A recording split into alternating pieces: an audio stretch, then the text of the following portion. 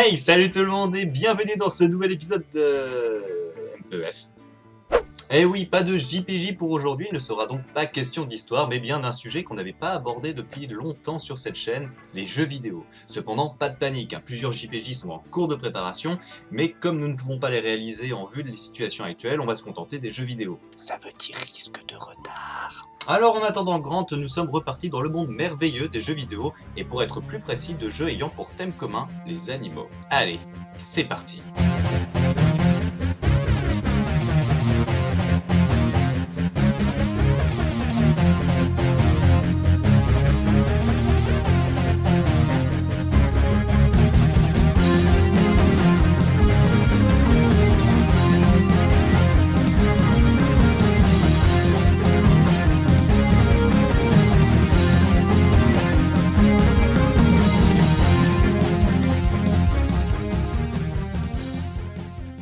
Quand on évoque les animaux dans les jeux, on rencontre en général deux réactions. Ceux qui vont immédiatement penser aux bons vieux jeux de gestion de parc et ceux qui vont penser aux jeux Nintendo DS comme par exemple Nintendog.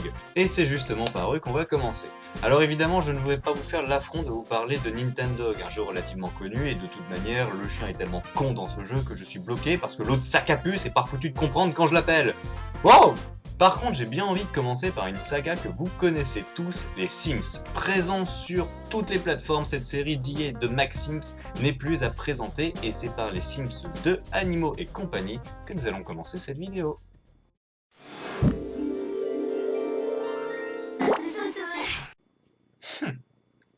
En même temps, on est sur DS, faut pas trop en demander. Sorti en 2006, les Sims 2 Animaux et compagnie nous met dans la peau d'un vétérinaire dont l'objectif est de devenir riche et célèbre. Après avoir créé votre personnage et choisi son animal de compagnie, le jeu s'ouvre sur votre personnage qui est particulièrement heureux de se réveiller après cette première nuit passée dans sa nouvelle maison. Ouais, et je suis sûr que ce sera encore mieux quand t'auras un toit.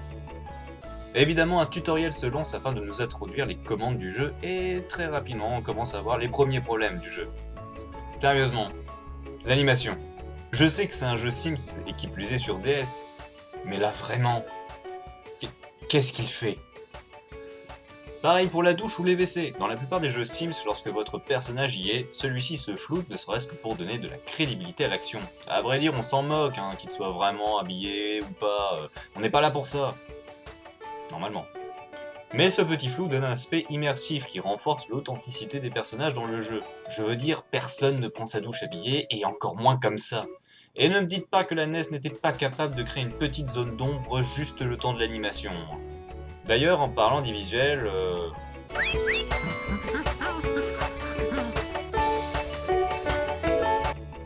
globalement, c'est moche. Acceptons les graphismes. C'est quoi l'excuse pour la suite? Où sont les relations humaines? Le cœur des jeux Sims, c'est les relations avec les autres. Que ce soit pour jouer, danser, sortir, baiser, c'est la base de tous les jeux Sims. C'était à mon sens le truc à ne pas louper dans ce jeu. Et de fait, vous pouvez bien parler avec d'autres Sims. Mais ça ne sert à rien. Alors, je suis un peu mauvaise langue, car cela sert bien pour votre propre barre de sociabilité. Et c'est tout. Pas de lien avec les autres, pas de possibilité de se faire des amis ou même des ennemis. Vous pouvez sauvagement frapper les animaux de vos clients lors des consultations. Ça c'est marrant. Sans qu'il y ait de répercussions sur la note finale. Consultations qui se ressemblent toutes, évidemment. Le client arrive dans votre clinique, vous pouvez le saluer ou pas, mais ça sert à rien. Et ensuite, vous caressez l'animal pour le mettre à l'aise, vous prenez son pouce sur la tête, vous le caressez, vous le brossez, et le jeu vous dit ce qu'il a. Et en fonction du diagnostic, eh bien, soit vous le soignez soit vous-même, soit vous l'envoyez vers des spécialistes. Alors je ne dirai rien sur les différents tourments qui peuvent affecter vos patients parce que pour le coup, pour un jeu DS, il y a quand même pas mal de choses, donc rien à signaler de ce côté. Et pourtant le jeu avait quand même de bonnes bases pour faire un jeu relativement sympa. Alors la carte est très petite et évidemment on regrettera l'absence de ville, ce qui oblige votre personnage à faire ses courses sur internet, mais le joueur a tout de même la possibilité de décorer son chez lui comme bon lui semble et de promener son animal de compagnie ou celui de ses clients. Alors dommage que les animaux ne soient pas modélisés lors de cette partie, ce serait cohérent. Vous pouvez même également vous faire à manger, et je dois bien reconnaître que c'est l'une des parties les plus marrantes du jeu. Vous êtes à peu près libre de cuisiner ce que vous voulez, et c'est la seule partie du jeu qui nécessite d'avoir un véritable coup de main. C'est quand même con que la seule partie du jeu où il faille avoir un minimum de skill, ce soit de faire la cuisine. Surtout dans un jeu qui s'appelle Animaux et compagnie. Car oui, dans cette partie, on peut se rater, ce qui donne des scènes qui m'ont franchement bien fait rire. Faut dire que l'intoxication dans le jeu est pas mal du tout.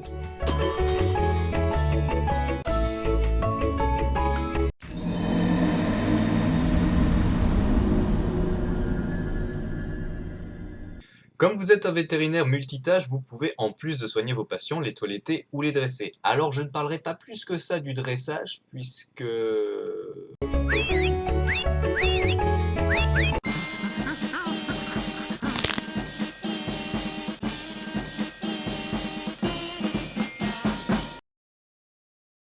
Flippant. Bref, c'est le genre de jeu typique de la DS, qui ont été bâclés et sur lesquels on fait rapidement le tour, et le principal problème étant, vous l'aurez compris, la répétitivité. Mais ce jeu n'est pas sans me rappeler un autre jeu sorti quelques années plus tard, My Vet Practice, développé par Independent Art Software. Malheureusement, je n'ai pas trouvé l'année de sortie. Alors en réalité si, je l'ai trouvé, mais je refuse de croire que c'est 2017, puisque ce jeu est...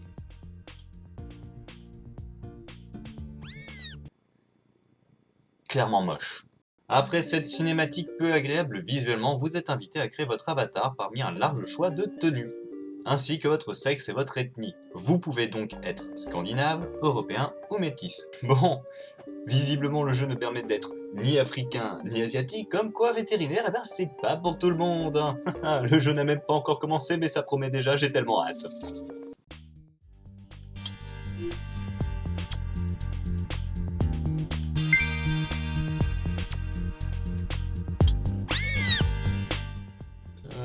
Eh bien alors je ne parlerai pas plus de ce jeu pour la simple raison que ce n'est autre que le clone des Sims que nous venons de voir. Le but du jeu est exactement le même et le jeu est affreusement vide. On peut tout de même noter la présence d'un monde semi-ouvert puisqu'il y a une ville dans laquelle vous pourrez faire vos achats et le jeu disposait même de bonnes idées avec tout un éventail de bâtiments à débloquer ou même la gestion des stocks de médicaments de votre cabinet. Mais toutes ces bonnes idées bien mal exécutées font que le jeu est fade et sans intérêt réel. Cependant pour moi, le plus gros défaut du jeu doit bien être son prix. 15 €, ça fait cher la monotonie. Il est donc grand temps de passer aux choses sérieuses et de se pencher sur une catégorie de jeux qui pullule dans ce domaine, les jeux de gestion. Aujourd'hui encore, que ce soit des grosses licences ou des free-to-play, on en retrouve toute une chier. Autant de choix que de qualité, et sur tous les supports. Nous allons donc aborder deux d'entre eux sortis au début du siècle, et nous allons commencer par Zoo Empire, sorti en 2004. Édité par Enlight Software, Zoo Empire nous plonge dans l'univers de la gestion de parc. En début de campagne, une fois n'est pas coutume, vous créez votre avatar et oh, c'est quoi cette tête ? Chose intéressante, vous pouvez attribuer des compétences à votre personnage qui vous seront utiles dans le jeu car il y sera présent. Contrairement à de nombreux autres jeux similaires, votre personnage n'est autre qu'un soigneur et souhaite devenir le plus célèbre de tous. C'est la journée des mégalos aujourd'hui ? C'est donc à vous de gérer votre parc, certes, mais votre avatar travaillera dans le zoo comme n'importe quel employé. Il s'occupera donc de nourrir, soigner et maîtriser les animaux si besoin est. Tout comme bon jeu de gestion qui se respecte, vous devrez vous assurer du confort à la fois des visiteurs, mais surtout de vos animaux, principale attraction et source de revenus. Et pour ce faire, vous pouvez engager plus ou moins de personnel, tous autant allumés que votre personnage. Non mais regardez-moi cette bande de winners. Mais engager du personnel ne suffira pas pour garantir le bien-être de vos résidents. Il ne suffit pas de donner à manger à un animal pour que celui-ci se sente à l'aise et soit heureux, et je dois bien reconnaître que le jeu nous le fait très bien comprendre. Vos enclos construits, vous devrez recréer l'habitat naturel de l'espèce que vous avez choisi d'y mettre, et c'est un régal. Toute une palette de textures, d'outils et votre imagination. Chaque animal vit dans un environnement précis et dispose d'une fiche vous indiquant si votre enclos répond ou non à ses besoins. Et vous ne disposez que de textures unies et non pas de biomes rarement constitués que d'une seule et unique texture. A vous donc de respecter les proportions. Avez-vous mis assez de terre, assez d'eau, de sable ou encore d'herbe? Le terrain est-il suffisamment plat? Y a-t-il assez d'arbres? Et grâce à cette complexité, eh bien, les enclos ressemblent réellement à quelque chose. De plus, il devient alors très compliqué de faire cohabiter des espèces car elles n'ont pas toutes les mêmes exigences. C'est simple, on s'y croirait. On se sent tout de suite gérant d'un parc qui cherche à tout prix à répondre aux besoins de ses pensionnaires et à se faire de l'argent grâce à eux. Et oh, hein, n'oublions pas l'essentiel. Hein. Par contre, je dois reconnaître que ça en devient parfois ridicule. Sérieusement, je n'ai plus de place. Je n'ai plus de place pour mettre des arbres et mes éléphants en veulent encore. Vous ne pouvez même plus vous déplacer, je ne vous vois plus. Et en plus, avec tous vos caprices, mon parc a frôlé la faillite parce que je me suis ruiné en cailloux pour vous. Tiens, maintenant qu'on vient d'évoquer l'argent, laissez-moi vous raconter une anecdote. Comme tout jeu de parc, vous devez gérer la propreté de votre établissement et de vos chemins grâce à vos techniciens de surface. Notez que dans Roller Coaster, un jeu similaire sorti l'année précédente, employés et visiteurs ne pouvaient se déplacer au-delà des chemins, ce qui garantissait leur propreté. Mais pas ici. Lors de ma première partie, je ne comprenais pas pourquoi les sols se salissaient malgré la présence de 3 balayeurs sur une surface relativement raisonnable. Jusqu'à ce que je me rende compte que je me ruinais en salaire, tout ça parce que Joe le balai était en putain de randonnée à l'autre bout du parc pour vérifier s'il n'y avait pas une foutue canette par terre. Bon, on sait jamais, hein. Mais on le voit même pas le bout du parc. Les visiteurs sont tous des gros branleurs. À peine rentrent-ils dans le parc qu'ils se plaignent de devoir marcher. Alors tu crois vraiment qu'ils vont sortir des sentiers? Mais bien sûr que non. Et puis c'est qui ces visiteurs? À part les pires du monde. Bon, je sais bien que dans ces jeux c'est normal d'avoir de la salissure, que ce soit pour le réalisme ou pour le gameplay. Mais là je pense sincèrement qu'à exagération. Cette aire de pique-nique a totalement été ruinée par les déchets alors qu'elle est entourée de poubelles. Bon, au départ j'ai pensé que c'est parce que les poubelles étaient pleines, qu'il fallait les vider. Mais quand vous les sélectionnez, elles n'ont pas servi plus d'une fois. Mais quel genre d'immonde gros porc êtes-vous? Alors évidemment, pour tous les esprits malades comme le mien, je me suis demandé, mais que se passerait-il si on ouvrait les cages des animaux en présence des visiteurs? Est-ce que ceux-ci se jetteraient sur eux pour se repaître de leur chair? Eh ben non. Enfin, du moins pas dans la campagne principale. Vous vous souvenez de votre avatar? Eh bien, comme tout bon soigneur qui se respecte, il se précipitera vers l'enclos pour tranquilliser les animaux avant que le pire arrive. Merde, pas tuer de gens. Non, parce que j'aurais sincèrement payé cher pour voir mamie en 1v1 contre un grizzly. Hein.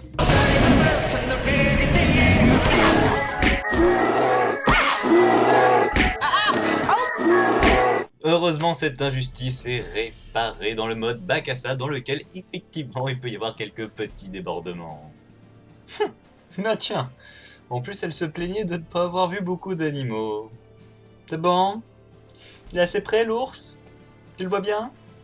Si un jour l'envie vous prend de tester ce jeu, eh bien je vous conseille de bien vous préparer pour le tutoriel qui en devient lourdingue par moment. Le souci étant que celui-ci va vous expliquer des choses évidentes, communes à tout jeu de gestion, et que tout ceci dans la campagne représente des tutos déguisés en missions. Mais le jeu est complet, et donc il est quasiment impératif de faire les tutos pour ne pas vite se retrouver perdu. Sans compter que certaines commandes sont aujourd'hui datées de réflexion, et que des actions qui nous paraissent évidentes dans des jeux récents ne sont pas présentes ici. C'est pourquoi le tuto est indispensable, mais en même temps épuisant. Là où il va vraiment vous apporter quelque chose, il va également vous expliquer comment bouger la caméra et de la manière la plus pompeuse qui soit. Et pourtant, il est important de rappeler que ce n'est pas un défaut. Le jeu est sorti en 2004 et à l'époque, eh bien dans les jeux, c'est très fréquent de trouver ce genre de tutoriel. Notons également que graphiquement, le jeu s'en sort honorablement. Alors oui, c'est sûr que ça pique un peu au début, mais la profondeur du jeu fait qu'on s'y laisse plonger bien plus rapidement qu'on ne pourrait y penser. Et une fois pris dans le jeu, les graphismes importent peu. Les amoureux de la gestion ne pourront que trouver leur compte, même si on peut reprocher au jeu d'avoir un peu délaissé la gestion des stocks, notamment des restaurants et des boutiques de souvenirs. Petit bémol. Sans compter d'autres bugs quelque peu amusants. Vous vous êtes perdus les gars? Cette vidéo touche bientôt à sa fin, mais avant de nous quitter, laissez-moi vous parler d'un dernier jeu. Zoo Tycoon 2 des studios Bluefang Games est sorti lui aussi en 2004. Toujours dans le thème de la gestion, l'objectif est sensiblement similaire que le jeu précédent, soit faire un parc viable avec des pensionnaires et des visiteurs autant heureux les uns que les autres. Et encore une fois, les visiteurs semblent complètement défoncés, à en juger par le smiley.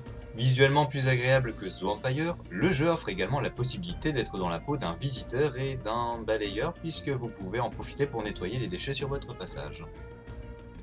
La plupart du temps, on peut évaluer la qualité d'un jeu à partir de son tutoriel qui donne souvent le ton global emprunté par le jeu. Et évidemment, j'ai pas attendu de quitter le tutoriel pour faire des mauvaises manips et ouvrir les enclos à grands coups de tractopelle.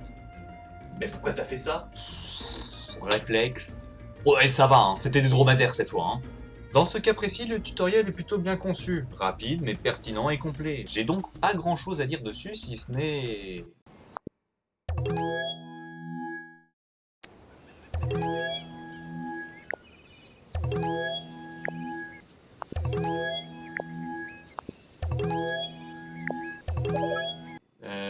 Qu'est-ce qui s'est passé avec les bruitages là?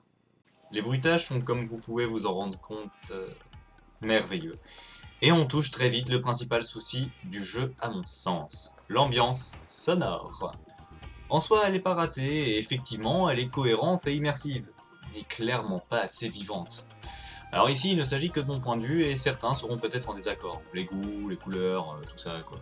Mais l'ambiance sonore, surtout dans un jeu de gestion, est essentielle pour maintenir les joueurs en alerte et concentrés sur le jeu. Or ici, on peut le dire, c'est mou. En fait, c'est un reproche que j'appliquerai au jeu dans sa globalité. L'ambiance sonore est plate, comme déjà dit, et surtout, le jeu n'oppose presque aucune résistance si on enlève les soucis liés à l'argent. Les recherches pour débloquer de nouveaux bâtiments sont simplifiées à l'extrême et finalement pas intéressantes. Dans The Empire aussi, nous avions un système de recherche, mais celui-ci était clairement mieux foutu. Il vous fallait d'abord recruter du personnel lié au domaine de recherche, un vétérinaire par exemple pour des soins, puis ensuite investir dans un domaine de recherche. Et il fallait patienter, plus vous investissez d'argent et plus vite la recherche s'effectuait. Or ici, eh bien, il suffit de payer et d'attendre que ce soit terminé. Même reproche pour la création des espaces qui est aussi ultra simplifiée. On choisit juste le bon environnement, on peint la zone voulue, et les arbres et les cailloux se rajoutent d'eux-mêmes. Par contre, très gros point fort sur le système d'adoption qui est très proche du réel. Car oui, vous ne pouvez pas acheter des animaux. Comme dans la réalité, il vous faudra attendre qu'ils soient proposés à l'adoption par d'autres zoos, et seulement là vous pourrez envisager de les ajouter à votre parc. D'ailleurs, grâce aux nombreuses extensions, ce jeu propose un sacré paquet d'animaux, donc clairement de ce côté-là, on ne peut pas dire que le jeu soit radin. Bienvenue dans notre parc zoologique. Venez découvrir et vous émerveiller devant nos nombreuses espèces animales. Nos gazelles de Thompson, nos tortues de mer, nos belugas, nos dodos, sans oublier nos vélociraptors. Hein? Attends, quoi? Professeur Grant, Professeur Burton, bienvenue à Zero Freak Park! Bah quoi? Il y a les dinosaures au moins, t'es content? Oh tiens, une coupure de courant.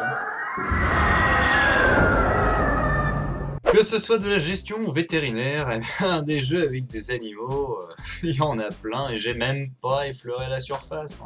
Il s'agit avec les transports de l'un des sujets les plus abordés. Dans cette vidéo, j'ai parlé de 4 jeux que nous aurions pu répartir en 2 grandes catégories.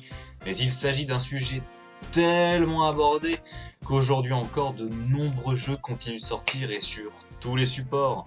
Si bien que je suis presque sûr qu'il y aura un 2e épisode ayant pour thème les animaux. Mais bon, en attendant, portez-vous bien et je vous dis à très bientôt pour une prochaine vidéo. Salut tout le monde!